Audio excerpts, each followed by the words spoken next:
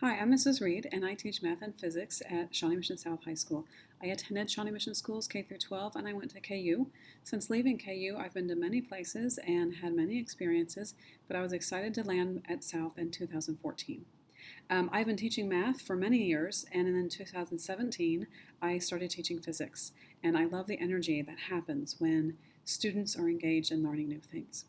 A little bit about myself. I have a husband and a son, and we love to go on adventures. I enjoy being outdoors, walking my dog, and occasionally biking.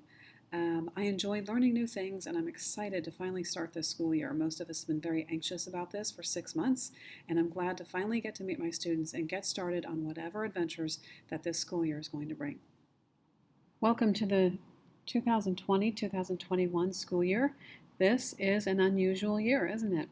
So I'm going to go through just some basic information about my classes so that you are a little bit more familiar, and then if you need more detail or want more detail, you can always contact me. So first of all, everything, of course, is online. Everything is on Canvas, and that is both a blessing and a curse. It is helpful in theory to have everything in one spot for the students. The downside is, what if that one spot doesn't work? So we as teachers, as well as students, and I know you as families, have been having your ups and downs with Canvas. Let me tell you a little bit about what we are going to be doing in this class. A lot of the lectures, the information that a student would gain is gained through videos. And so I make videos and post them for the students to use. I hand out guided notes for them also, and they watch them on Edpuzzle. And the reason I'm using Edpuzzle is that way I can see who is with us and who we have left behind and make sure those people are back on track when they need to be. So edpuzzle.com is where I do my videos. There are two main sources that I use for math assignments. The first is bigideasmath.com, and that is a resource that the district has purchased. It's our textbook for the district. When we are in class, we use it online anyway. Like, we don't have very many copies of the paper copies. Paper copies can be received for students who need that paper copy. The other resource that I use frequently is deltamath.com. Deltamath.com is an additional resource. It is a free resource that has a lot of practice math problems. It is very easy for me to align it specifically and directly to our targets and our standards for our district. Those are the main things for assignments. We will use other resources from time to time. The way the rhythm of the class runs is I ask the students to do their video notes on their own. That is, on their own time, they are watching the videos and taking notes on the videos. That way, when we come to class, I can answer questions that the students might have about the videos, and we can work on a couple problems together, and then I can hopefully, if we get WebEx working correctly, I can get them to work in breakout rooms, and they can work on their assignments together while they're together in class. As far as tests go this year, I'm going to rely more on some smaller and more frequent quizzes rather than larger unit tests. With us being remote, there are so many things in our way, and I don't want that to be counted against the students. And so I believe that smaller, frequent quizzes are just going to be a better way to assess the students and understand their learning.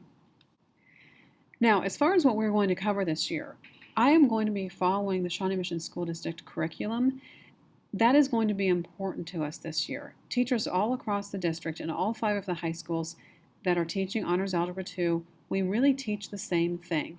Now, of course, we have different personalities and maybe we have different teaching styles, but we are all covering the same concepts because we are all very aware that at semester there might be some students who go back to their original school, and that's different from where they are now.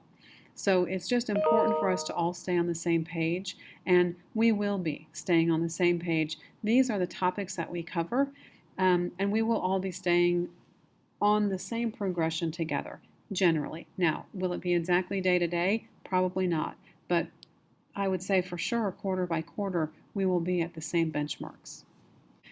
A little bit about me. I did include the video at the beginning of a little bit about me, but just some more information if you are interested. This is my education and my experience. And then this is me with my family. This was on a drive that we were going out to, where did we go to? Wyoming. This was last summer, not this summer, but last summer. And so a little bit more about myself. I do have a son. He is in 10th grade. I've lived here most of my life, but I did take some time off away from Kansas and go live on a boat. We were there for about 3 years off and on.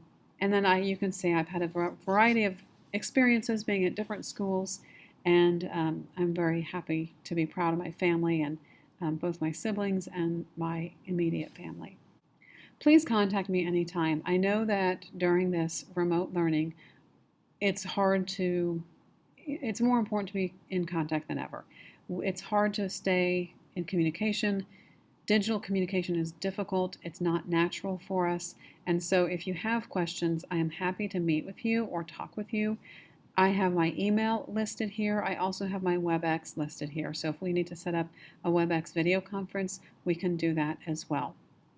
I really am hoping for the best for this 2020 and 2021 school year, and I'm looking forward to it. It is challenging. However, so far, just being with the students, I can tell what a great group this is, and I'm just excited to get the year started and get to know the students, even though it's going to be a totally different experience.